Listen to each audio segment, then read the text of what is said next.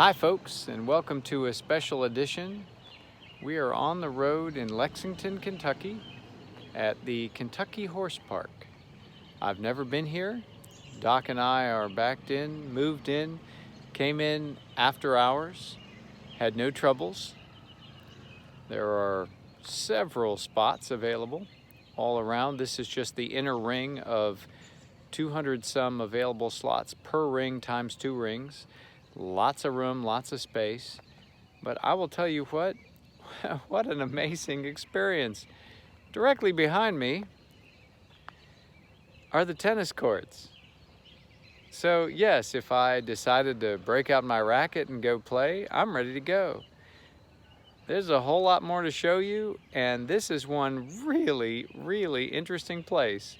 I think a lot of you would find most intriguing and a whole heck of a lot of fun.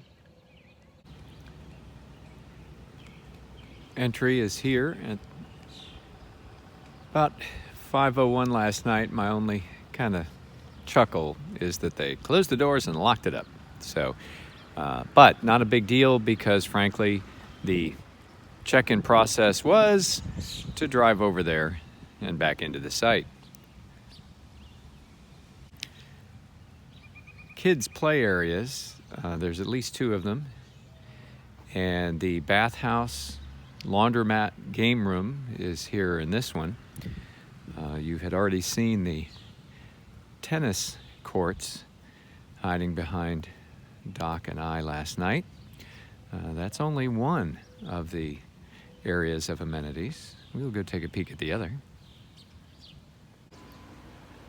On the other side of camp, we have a beautiful pool, a little kiddie pool. Again, lots of green space, obviously. Volleyball, a second kids' play area, and 2 full basketball courts, along with another of the bathhouse laundromat combinations.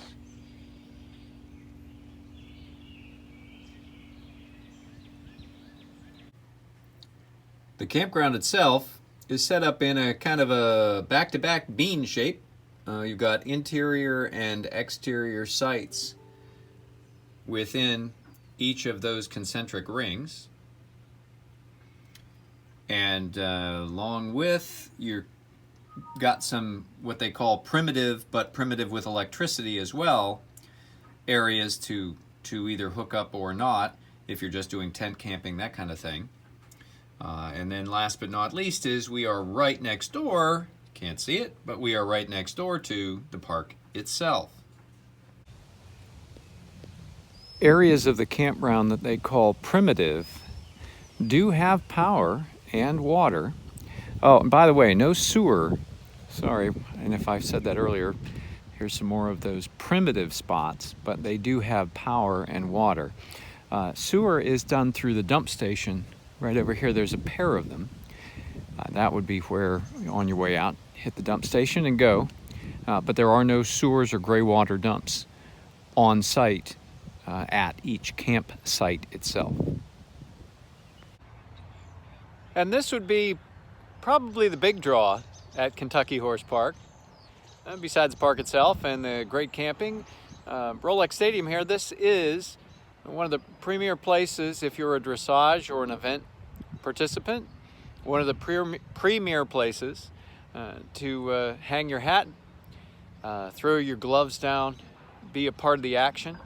And it's a whole lot of fun to be here all by myself. They had an event last week. They're tearing down back there in the background from their event from last week. But this is walking distance, and I'll show you the walk path to get over here. It's directly next door to the campground. From Rolex Stadium, it is a simple walk through the woods, back over to camp.